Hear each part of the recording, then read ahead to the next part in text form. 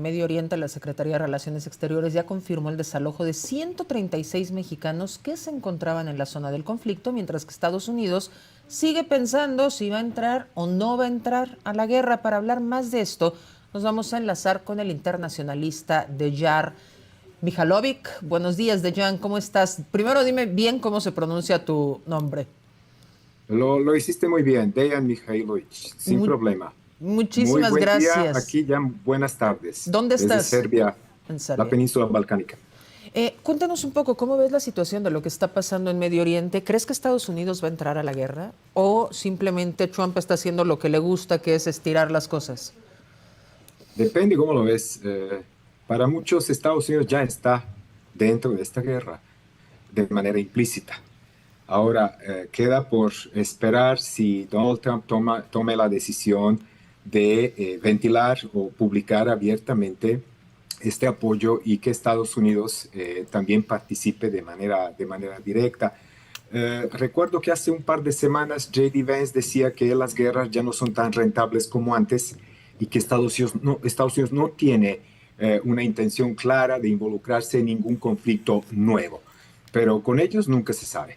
En ese sentido, te recomiendo que veamos el asunto desde diferentes perspectivas o encontrando varias capas de este conflicto. Primeramente, Israel e Irán tienen una larga historia de hostilidades político-diplomáticas en términos de servicios de inteligencia y espionaje, y desde hace unos meses a la fecha, pues también intercambio de fuego. En esta ocasión, la cosa va muy en serio. Realmente es no solo una amenaza para la seguridad nacional de los dos países involucrados, sino para toda la región de Medio Oriente y con implicaciones que pueden impactar a escala global.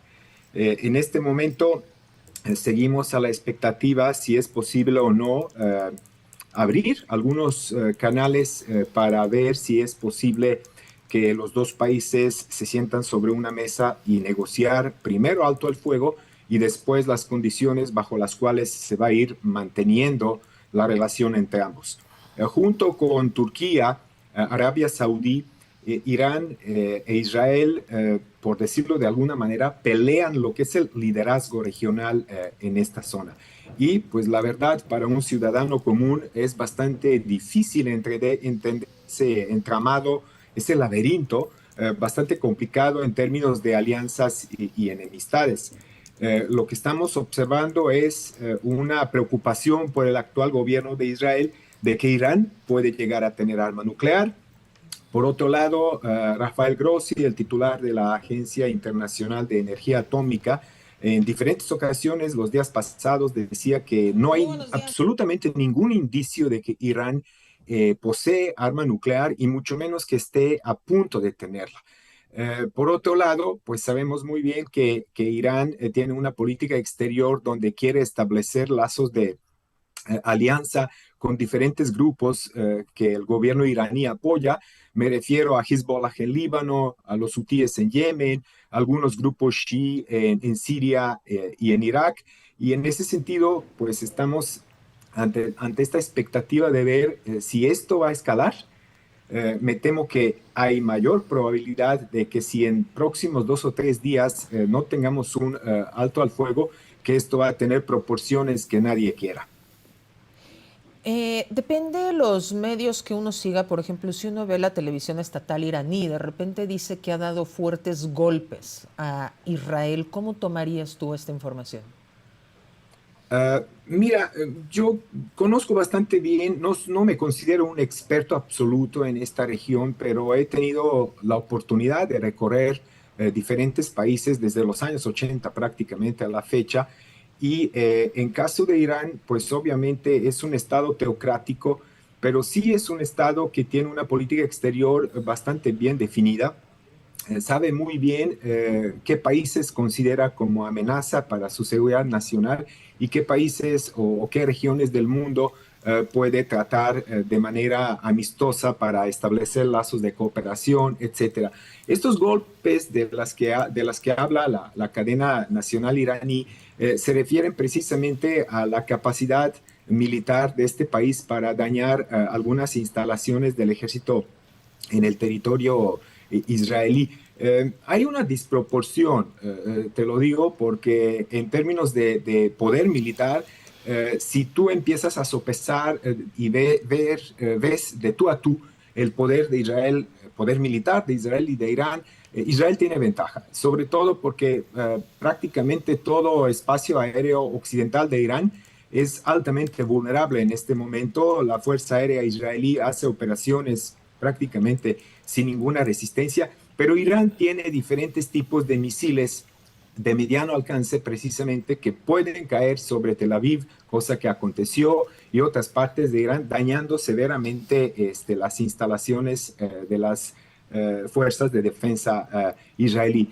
A eso se refiere la televisión estatal iraní, porque como hemos visto en la ocasión anterior, no se vio tanto, del intercambio de fuego hace unos meses y ahora sí tenemos imágenes y tenemos algunos testimonios de que sí hubo daño considerable en ciertas partes del territorio israelí. Irán dispone de un arsenal de misiles para al menos unos próximos 6 meses de utilizarlos con cierta frecuencia y poder responder a los ataques de Israel. ¿Qué consideras acerca de la posición que ha tomado Rusia y China, que se esperaba que también fueran pues, actores más activos en este tema? Ya estamos en el campo de geopolítica pura y dura. En caso de Rusia y China, pues sabemos muy bien que vivimos una especie de lo que en ámbitos académicos llamamos transición hegemónica. Transición hegemónica implica que de un modelo hegemónico estamos pasando al otro, y ahí, como siempre, es muy pertinente una frase de un pensador italiano del principio del siglo XX, Antonio Gramsci, que decía que un nuevo mundo está por nacer y un viejo mundo está por desaparecer, pero de ahí salen los monstruos de estos claroscuros. Y ahora, pues Rusia y China, dos países que son aliados prácticamente, no solo en términos de intercambio comercial, tecnología, etcétera, sino tienen una política exterior bastante cercana unos con otros a través de esta alianza que todo el mundo conoce, que es BRICS, que Irán también llegó a formar parte de los BRICS, que la propia Arabia Saudí también es BRICS. Primeramente es la cautela, ¿no? Moscú y Beijing ven en Irán un aliado confiable y ven en Irán lo que vemos los demás.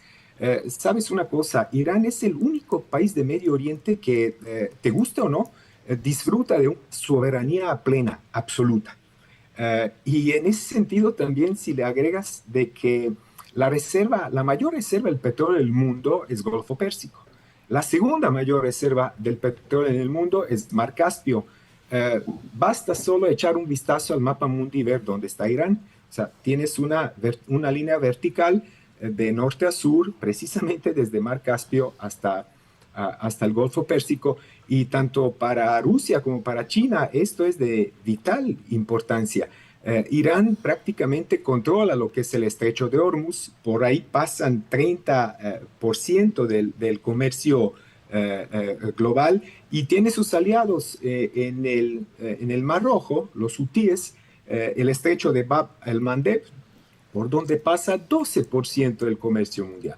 Entonces, detrás de esto está otra historia, que es la historia por la pelea de la hegemonía. Por un lado, pues el así llamado, nos guste o no, Occidente colectivo, un modelo hegemónico de un mundo occidental bastante decadente, diría yo, y por el otro, pues dos potencias, una en ascenso, ya ascendida prácticamente. Recordarás que hace 10, 15 años hablábamos de economías emergentes. Estas economías emergentes de hace 15 años hoy se llaman potencias emergidas, y China es el retrato vivo de todo esto. Yo confío de que Xi Jinping y Putin van a tener un acercamiento con Donald Trump, porque realmente esto se resuelve entre ellos tres, no entre Ali Khamenei y mucho menos en el diálogo entre Netanyahu y Khamenei, que nunca va a suceder. Pasó algo que no se ventila mucho en los medios. La guerra entre Irán y Israel es la guerra de dos estados teocráticos. A pesar de que en caso de Israel tenemos una fachada de modelo liberal de la democracia al puro estilo occidental, los dos estados tienen una forma de teocracia y esto es muy duro porque elementos como la religión, nacionalismo exacerbado y otros ingredientes son un caldo de cultivo muy, muy propicio para que el conflicto se salga de las manos y que después todo el mundo se arrepienta.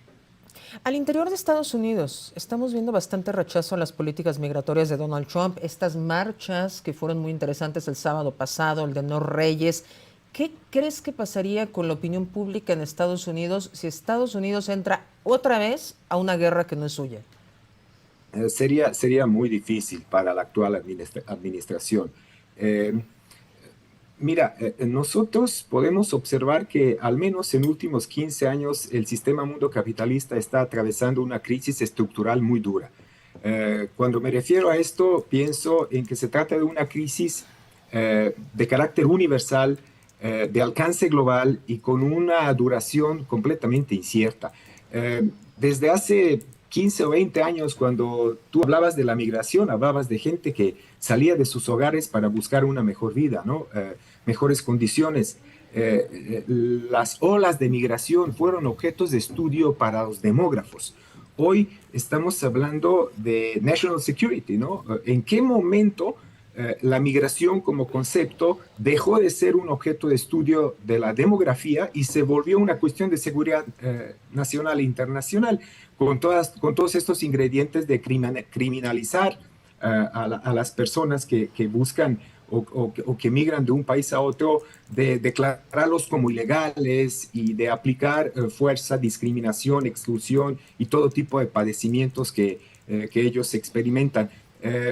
Para mí, este conflicto ahora es un pequeño respiro para Donald Trump de trasladar un poco las tensiones de la agenda doméstica otra vez a la agenda de la política exterior, pero todo junto implica un gran desafío y yo creo que Donald Trump, a pesar de tener, esto es muy interesante, más de 50% de aprobación de estas medidas de dureza que aplicó con los migrantes en últimas semanas, no creo que obtenga la misma aprobación para empezar a involucrarse de manera explícita en el conflicto entre Irán e Israel.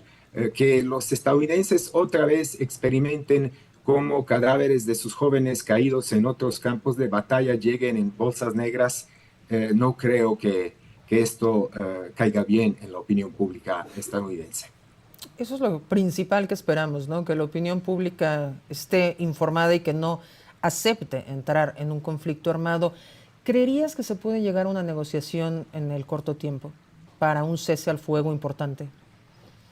Cada vez que hay un conflicto de este tipo, siempre hay que abrir un espacio para la esperanza, obviamente. Pero yo me temo que a nivel general, eh, nuestro dilema ya no es guerra o paz, porque me parece que cada vez cuando hay un conflicto, beligerancia, hostilidades, sufrimiento masivo, violencia política extrema, ¿no? La guerra solo es una forma de todo esto. Hay que dar chance a la paz, pero paz ¿para qué y hasta dónde, no? Si tú suscribes un acuerdo de paz entre comillas, estás pensando, nos vemos en la nueva guerra, esto no es una solución. Yo creo que el mundo entero, tal vez voy a sonar demasiado radical, el mundo entero está ante otro dilema, que no es guerra o paz, sino guerra o revolución. Tenemos que revolucionar la paz e ir viendo cuáles son las condiciones apropiadas para todos los países, todos los pueblos, todas las culturas, interpretaciones o formas de ser, pueden realmente encontrar un camino hacia una convivencia armoniosa y pacífica de toda la humanidad. Yo creo que estamos presos hoy de intereses. No niego la importancia de intereses. Todos los países tienen sus intereses, pero la humanidad subsiste porque hay principios y valores. Entonces, cada vez que estos principios y valores ceden ante los viles intereses, pues estamos cayendo en los baches como los de hoy. Y creo que nuestros líderes deberían tomarnos en cuenta. Yo creo que en este momento, más que nunca, la opinión pública al nivel mundial tiene que tener un peso significativo para orientar a nuestros líderes, porque en muchas ocasiones se ven bastante perdidos. Te pongo un ejemplo chusco. la semana pasada la reunión en Canadá de los de G7, ¿no? El club de Toby de los países más ricos. Donald Trump se retira antes de que termine la reunión y Emmanuel Macron, el presidente de Francia, dice, es que se fue porque va a Washington para ir buscando cómo convocar una mesa de negociación. Y Donald Trump el día siguiente le dice, no, yo tengo otra cosa en la cabeza. Entonces, ni siquiera entre ellos tienen una comunicación válida, confiable, y se supone que al menos sobre el papel son aliados. Dejan, te agradecemos muchísimo este tiempo y esta explicación que nos has dado. Un saludo hasta Serbia. Muchísimas gracias a ustedes, sobre todo un gran abrazo para Adela, también para ti, y estamos pendientes. Claro que sí, muchísimas gracias. Buenas tardes para ti. Y vamos a información bastante más ligera, más cómica, y ya llegó porque ustedes ya estaban preguntando por él. Emilio Morales.